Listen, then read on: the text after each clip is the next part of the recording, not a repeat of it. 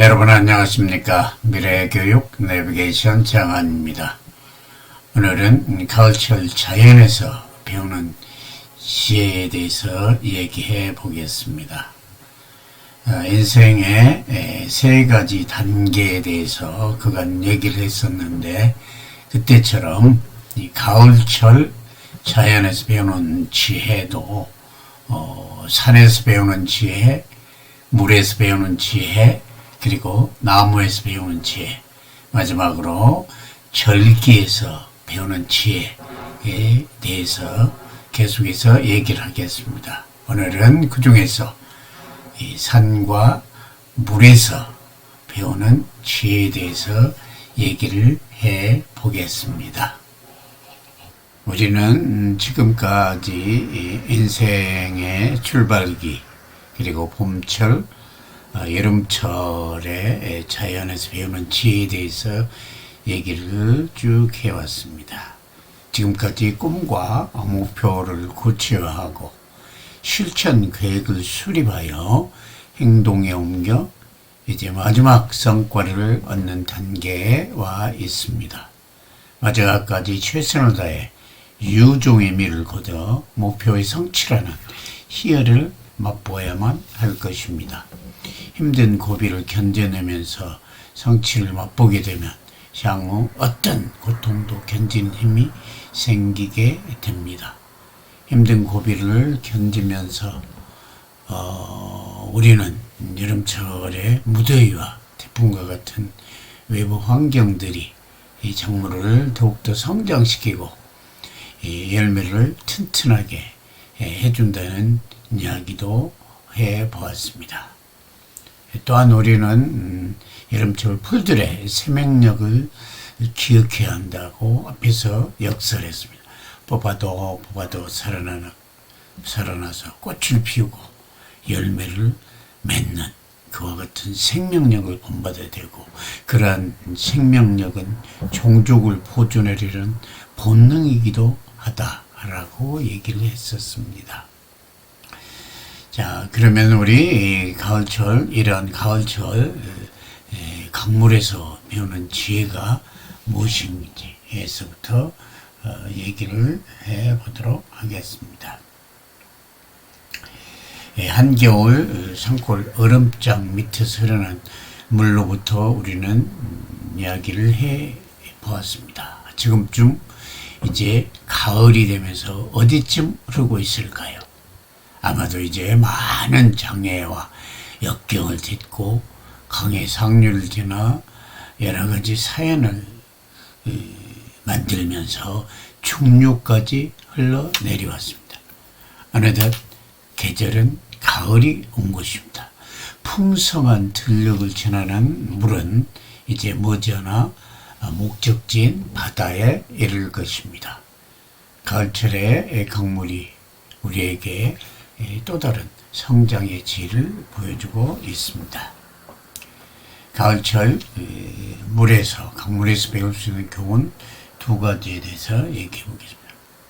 먼저, 거대한 물줄기를 이룬 가을철의 강물은 많은 힘을 가지고 있지만 결코 뽐내지 않고 기다릴 줄 안다는 점입니다.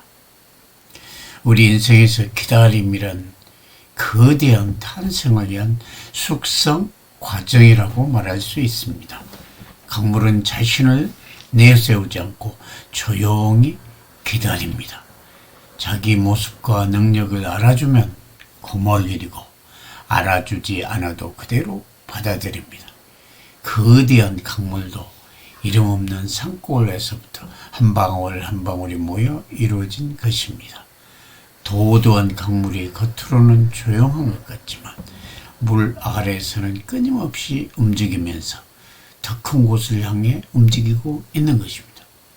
물방울 하나와 같은 작은 것들이 모여서 뭉치면 큰 힘을 발휘한다는 진리를 우리는 항상 가슴에 새기면서 한 단계씩 실천하는 생활로 원대한 목표를 향해 나아가야 한다는 사실입니다. 물에서 배울 수 있는 지혜 두 번째는, 물은 일직선으로 흐르는 게 아니라 지형에 따라 굽이쳐 흐릅니다. 우리나라의 대부분의 시냇물들이나 강들을 살펴보면 굽이굽이 흘러가는 것을 쉽게 볼 수 있습니다. 이 모습을 우리는 뱀에 비유해서 사행천이라고도 부릅니다. 물은 흐르면서 장애물이 있으면 다양한 방법으로 우회하여 아래로 흘러 내려갑니다. 돌아서 구불구불하게 흐르기도 하고 군폭핀 웅덩이가 나오면 다 찰 때까지 조용히 기다리다 넘치면 또 흘러 내려갑니다. 그리고 갈라진 틈새가 있으면 그 틈새로 흘러갑니다. 이처럼 물은 어려움이 닥치더라도 당황하지 않고 결코 무리하지도 않으면서 현 상황에 적응하면서 유연하게 장애물을 통과해가는 방법을 자연스럽게 쳤습니다. 우리도 환경에 적응하고 포용하며 목표를 향해 나아가야 할 것입니다. 이러한 물의 모습이 나눔을 실천하고 그 의미를 성찰하는 진지한 교육의 장이라고 말할 수가 있을 것입니다. 이제 다음으로 가을철 산에서 배우는 지혜를 살펴보도록 하겠습니다.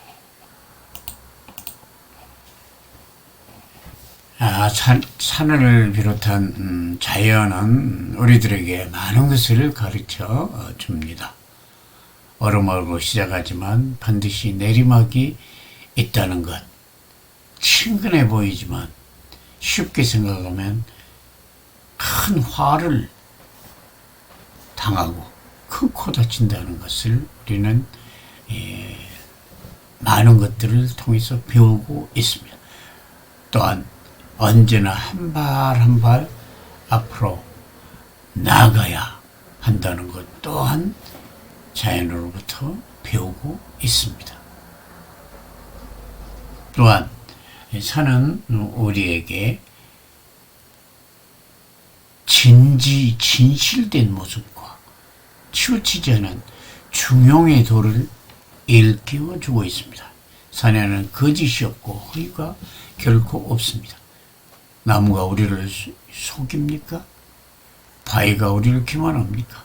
인간 사회에는 거짓이 있고 허위가 있지만 자연에는 거짓이 없습니다. 자연은 절대 인간을 속이지 않습니다. 산은 말이 없고 나무도 말이 없습니다. 사람도 산에 가면 말이 적어집니다. 묵묵히 산길을 걸을 뿐입니다. 산은 진실의 왕국이며 거짓이 없는 맑은 땅입니다. 산의 진실이 우리를 착하게 만드는 것입니다.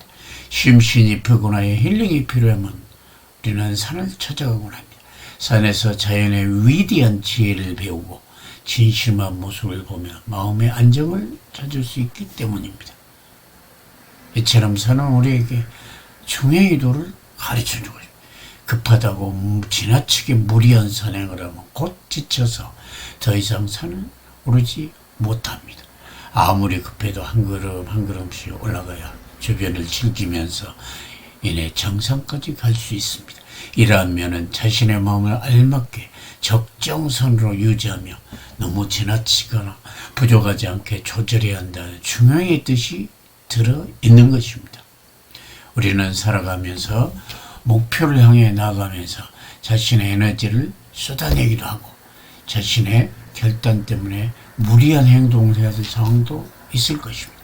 그러나 이러한 특수한 상황이 아니라면 지나치지도 부족하지 않는 중용의 미를 새기면서 살아가야 할 것입니다. 아래 두 개의 그림을 제시했습니다. 첫 번째 왼쪽 그림은 시소벤치이고 오른쪽 그림은 공명주라는 이 상상의 새입니다.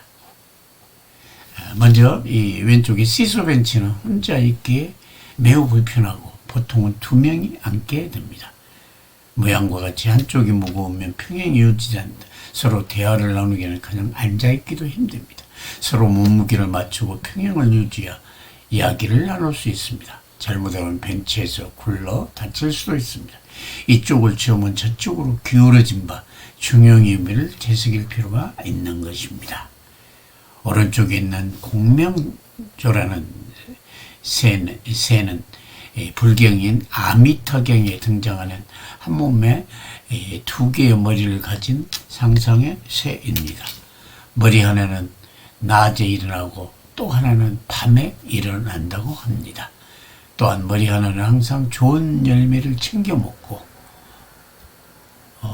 이를 치기들 또한 다른 머리는 독이 든 열매를 먹어 죽게 되면서 결국 둘 다 죽게 된다는 얘기입니다. 서로가 어느 한쪽이 없어지면 자기는 편할 것이라고 생각하지만 결국 공멸하게 되는 운명 공동체라는 것을 보여주고 있습니다. 우리는 서로 생각이 다르더라도 서로 이해하고 배려하면서 사회가 발전하도록 협력이야 좋은 세상을 만들 수 있다는 것을 늘 새겨야 할 것입니다. 산에서 우리는 진실한 모습에 진정한 가치와 중용의 미를 배울 수가 있는 것입니다. 오늘은 가을철 자연에서 배우는 지혜, 물에서 배우는 지혜, 산에서 배우는 지혜에 대해서 얘기를 했습니다. 다음 시간에는 가을철 나무에서 배우는 지혜에 대해서 얘기를 해보겠습니다. 감사합니다.